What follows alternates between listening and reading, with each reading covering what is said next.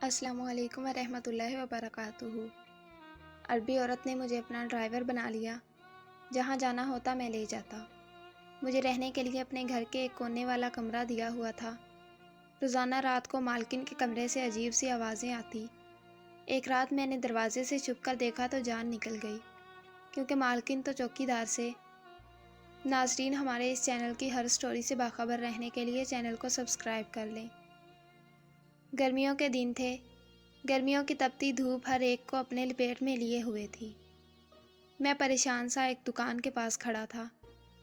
وہاں باقی جگہ کی نسبت دھوپ کچھ کم تھی، لیکن گرم گرم ہوا میرے منہ پر تھپڑ مارتی ہوئی گزر رہی تھی۔ گرمی سے میرا برا حال ہوا تھا۔ ایسے لگ رہا تھا کہ میں گرمی کی شدت سہتے سہتے ہی روح پرواز کر جائے گی۔ میں انجان راستوں کا مسافر تھا، جس کی منزل کیا ہونی تھی مجھ کو کچھ معلوم نہیں تھا۔ میں انجان نظروں سے سڑکوں کو تک رہا تھا۔ جاتا کہاں؟ انجان شہر، انجان لوگ، انجان منزل، انجان راہیں۔ میں یہ سوچ سوچ کر بہت زیادہ افسردہ تھا۔ میری آنکھوں میں ویرانگی ہلکورے لے رہی تھی۔ میرے اندر جینے کی آس ختم ہو چکی تھی۔ دل کر رہا تھا خود کو ختم کر لوں، لیکن یہ میں صرف سوچ ہی سکتا تھا، کیونکہ میرے بوڑھے والد محترم کا کمزور سا وجود میری آنکھوں کے سامنے سما جاتا تھا۔ میں اس تپتی دھوپ میں جلستا اپنے اندر کے دکھوں سے لڑ رہا تھا۔ میرا نام آذین یار تھا۔ میں ایک چھوٹے سے گاؤں میں رہتا تھا۔ میرے والد محترم ایک کسان تھے، جو دوسروں کے کھیتوں میں کھیتی باڑی کر کر کے گھر کا خرچہ چلاتے تھے۔ میرا ایک چھوٹا سا اینٹوں کا گھر تھا، جو 2 کمروں، ایک بیت الخلاء پر مشتمل تھا۔ کمروں کے سامنے تھوڑی سی خالی جگہ تھی، جو ایک طرح سے ہمارا صحن ہی تھا۔ صحن میں ہی ہم نے اینٹوں کا چولہا بنایا ہوا تھا، جس پر ہم کھانا بناتے تھے۔ میری والدہ محترمہ کا انتقال ہو چکا تھا۔ اس غریبی کے باعث زیادہ تعلیم حاصل تو نہیں کر سکا، لیکن میں نے گاؤں میں موجود سرکاری اسکول سے 8 کلاسیں پڑھی تھی۔ میرے والد جیسے جیسے ضعیف ہوتے جا رہے تھے، ان کی طبیعت ان کا ساتھ دینے سے انکار کر رہی تھی۔ میرے والد محترم اکثر بیمار رہنے لگے تھے۔ میں صرف 15 سال کا ہی تھا۔ میں اپنے والد محترم کی بگڑتی طبیعت کے باعث اپنے والد محترم کی جگہ کھیتوں میں کھیتی باڑی کرنے جانے لگا۔ دن کے وقت میں کھیتی باڑی کرتا اور رات کے وقت گلی میں بھنے ہوئے چنے بیچنے لگا۔ لیکن آج کل لوگوں میں انسانیت نام کی چیز بالکل ہی ختم ہو چکی ہے۔ بجائے اس کے کہ کھیتوں کا مالک ہماری مدد کرتا یا ہمارا خیال رکھتا، لیکن وہ پیسے اور بھی کم دینے لگا۔ پہلے ہی ہمارا گزارا مشکل تھا، اب تو فاقوں کی نوبت آنے لگی۔ کبھی کبھی ایک دن میں 2 وقت کا کھانا میسر ہو جاتا۔ اس دن گویا ہماری عید ہو جاتی تھی۔ دن رات محنت اور لگاتار کام کرنے کی وجہ سے میرے سر میں بھی درد رہنے لگا تھا۔ ان سب سے تنگ آ کر میں نے شہر جانے کا فیصلہ کیا۔ مجھے لگا تھا کہ شہر آنے سے میری پریشانی کا حل ہو جائے گا۔ میرے والد محترم راضی نہیں تھے کہ میں ابھی بہت چھوٹا ہوں، انجان شہر میں کس طرح رہ پاؤں گا۔ میں اپنے والد محترم کو کسی طرح منا کر شہر جانے کی تیاری کرنے لگا۔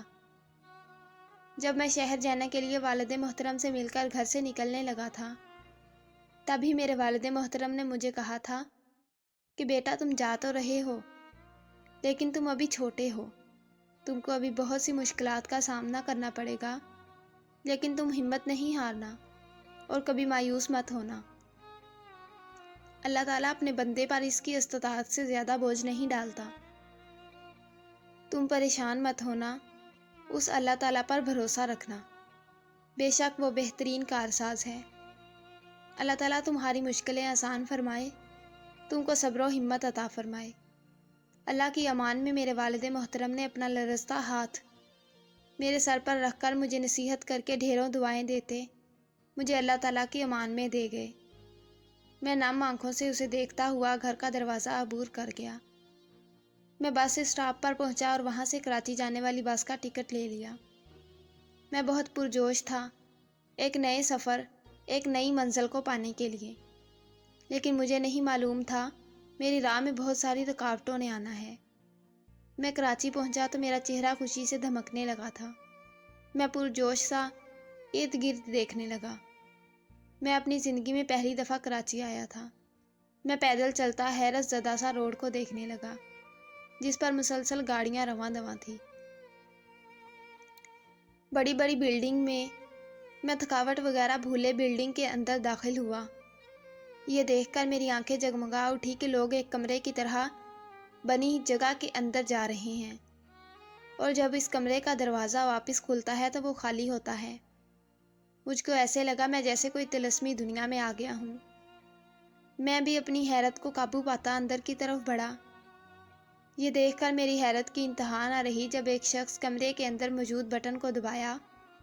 دوسرے ہی لمحے لفٹ کھل گئی۔ میں باہر نکلا تو بالکل وہی کی وہی جگہ تھی، لیکن جیسے ہی نظر سامنے پڑی تو گویا کھو سا گیا۔ مجھے ایسے لگ رہا تھا جیسے میں آسمان پر ہوں۔ پورے دن میں پرجوش سا سب دیکھ رہا تھا، لیکن اب مجھے تھکاوٹ سی محسوس ہونے لگی تھی۔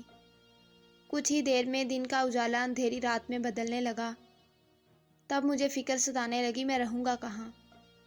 میرا تو اس شہر میں کوئی رشتہ دار کوئی اپنا ہے ہی نہیں۔ جیسے جیسے رات کے سائے آسمان پر چھاتے جا رہے تھے ویسے ویسے میری پریشانی بڑھتی چلی جا رہی تھی۔ میں وہاں پریشان سا ارد گرد نظریں دوڑانے لگا۔ اندر ہی اندر مجھے خوف محسوس ہونے لگا۔ جب ہی میری نظر سامنے سڑک پر پڑی، جہاں سڑک کے پاس تھوڑی سی جگہ تھی جہاں چند لوگ سو رہے تھے، میں اپنے اندر ہمت جمع کرتا اللہ کا نام لے کر وہیں سونے کے لیے لیٹ گیا۔ مجھے شہر آئے ہوئے چند دن ہو چکے تھے۔ اس درمیان میں نے کافی جگہ کوشش کی کہ میری نوکری لگ جائے، لیکن میں ناکام ٹھہرا۔ جہاں جاتا وہاں میری عمر اور تعلیم کی وجہ سے مجھے انکار کر دیا جاتا تھا۔ اب میں مایوس ہونے لگا تھا۔ میں اب کافی حد تک شہر کی زندگی کے بارے میں جاننے لگا تھا۔ میں یہ بات بھی اچھے سے سمجھ گیا تھا کہ دور کے ڈھول سہانے، یہ محاورہ آج تک سنا ہی تھا، آج اس کا مطلب ہی سمجھ آ گیا تھا۔ میں جو تھوڑی بہت جمع پونجی ساتھ لایا تھا وہ بھی ختم ہونے کے دورائے پر تھی۔ میں زیادہ تر پیدل ہی چلتا تھا۔ ایک روز میں پریشانی میں گم سم سا سڑک پار کر رہا تھا، تبھی میں ایک گاڑی سے ٹکرایا۔ میں ہلکی سی ٹکر کھاتا زمین پر گرا۔ اتنے میں گاڑی کے اندر سے ایک عورت نکلی اور مجھ سے معافی مانگنے لگی۔ عورت کو گاڑی چلاتا دیکھ اب مجھے بالکل بھی حیرانگی محسوس نہیں ہوئی تھی، کیونکہ میں چند دنوں میں کافی عورتوں اور لڑکیوں کو گاڑی چلاتا ہوا دیکھ چکا تھا۔ لیکن مجھے اس عورت کا حلیہ کافی مختلف لگا۔ وہ عورت مجھ سے میرے بارے میں معلومات لینے لگی۔ جب میں نے اس عورت کو اپنے حالات کے بارے میں آگاہ کیا تو وہ عورت مجھے اپنے ساتھ لے آئی۔ مجھے بعد میں علم ہوا کہ وہ ایک عربی عورت ہے۔ عربی عورت نے مجھے اپنا ڈرائیور بنا لیا۔ میں نے عربی عورت کو بتایا کہ مجھے گاڑی چلانی نہیں آتی، تو عورت نے مجھے بنا برا منائے یہ کہا کہ پہلے تم کو سکھائیں گے۔ جب میں نے گاڑی چلانا سیکھ لی تو وہ عربی عورت ہر جگہ مجھ کو اپنے ساتھ لے جاتی تھی۔ جہاں جانا ہوتا میں لے جاتا۔ مجھے رہنے کے لیے اپنے گھر کے ایک کونے والا کمرہ دیا ہوا تھا۔ روزانہ رات کو مالکن کے کمرے سے عجیب سی آوازیں آتی۔ ایک رات میں نے دروازے سے چھپ کر دیکھا تو جان نکل گئی، کیونکہ مالکن تو چوکیدار سے کہہ رہی تھی کہ یہ جو لڑکا ہے اس کا ٹیسٹ کروا لیا تھا نا؟ عربی عورت ڈرائیور سے مخاطب ہوتی ہوئی بولی، جی ہاں میں نے کروا لیا تھا۔ اس لڑکے کا گردہ ہمارے نئے کلائنٹ سے میچ ہو گیا ہے۔ میں حیرت سے ان کی باتیں سمجھنے کی کوشش کر رہا تھا۔ ٹھیک ہے پھر جلد ہی آپریشن کی تیاری کرو، اور اس لڑکے کو بالکل بھی شک نہیں ہونا چاہیے۔ اگر ایسا ہو گیا تو یہ کلائنٹ ہاتھ سے نکل جائے گا اور ہمارا کافی نقصان ہو جائے گا۔ جب مجھے یہ باتیں سمجھ آئی تو مجھے ایسے لگا جیسے سانسیں لینا بھول گیا ہوں میں۔ میرے پاؤں کانپنے لگے، ایسے لگ رہا تھا جیسے ان میں جان نہیں بچی۔ میں جلدی سے واپس بھاگا، آرام سے گھر کی چوکھٹ عبور کر گیا۔ مجھے معلوم تھا اگر میں ابھی ہمت نہ جٹا پایا تو اپنے آپ کو خود برباد ہونے سے نہیں روک پاؤں گا۔ چوکیدار بھی ابھی گیٹ پر موجود نہیں تھا۔ یہی موقع صحیح تھا یہاں سے نکلنے کا۔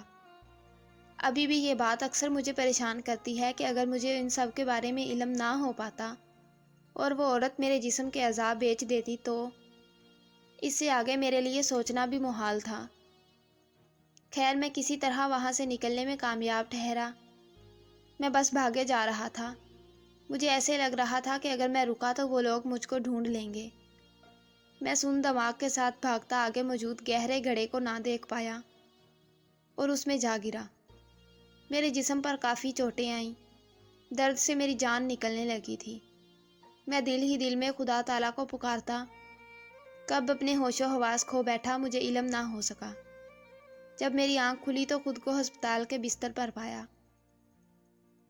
میری سوچ جہاں تک پہنچی مجھے خوف محسوس ہونے لگا، لیکن اتنے میں ہی ایک شخص اندر داخل ہوا اور مجھ سے کہنے لگا کہ بیٹا کل رات مجھے آپ ایک گڑھے میں ملے ہیں۔ آپ کافی زخمی تھے اس لیے میں آپ کو ہسپتال لے آیا۔ آپ اپنے گھر والوں کو ایڈریس دے دیں تاکہ ان کو بتا سکوں۔ سامنے موجود شخص کی بات پر میں سوچ میں پڑ گیا۔ ابھی ابھی گہرا دھوکہ کھایا تھا تو میں کس طرح واپس کسی انجان پر یقین کرنے کی غلطی کر سکتا تھا۔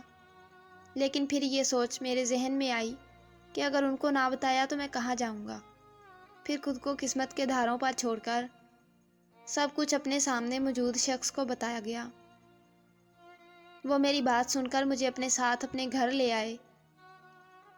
کہنے لگے آج سے تم میرے بیٹے ہو، اور انہوں نے میرے والد محترم کو شہر بلایا، میرا 9ویں جماعت میں داخلہ کروا دیا۔ بے شک خدا ایک در بند کرتا ہے تو دوسرا کھول دیتا ہے۔ میں جب امید ہار چکا تھا تب خدا نے مجھے ایک شخص سے ملوایا جو میرے لیے کسی فرشتے سے کم نہ تھا۔ میں بہت خوش تھا۔ ہماری ایک چھوٹی سی خوبصورت سی فیملی بن گئی تھی جس میں میرے والد محترم اور میرے رہنما۔ میں خدا کا جتنا شکر ادا کرتا کم تھا۔ بے شک ہر مشکل کے بعد آسانی ہے، اس لیے ہم کو مشکلات سے گھبرانا نہیں چاہیے بلکہ ان کا سامنا کرنا چاہیے۔ ویڈیو اچھی لگے تو ویڈیو کو لائک کر دیں اور پلیز میرے چینل کو سبسکرائب اور شیئر کر دیں۔ ملتے ہیں ایک نئی ویڈیو میں، تب تک کے لیے اللہ حافظ۔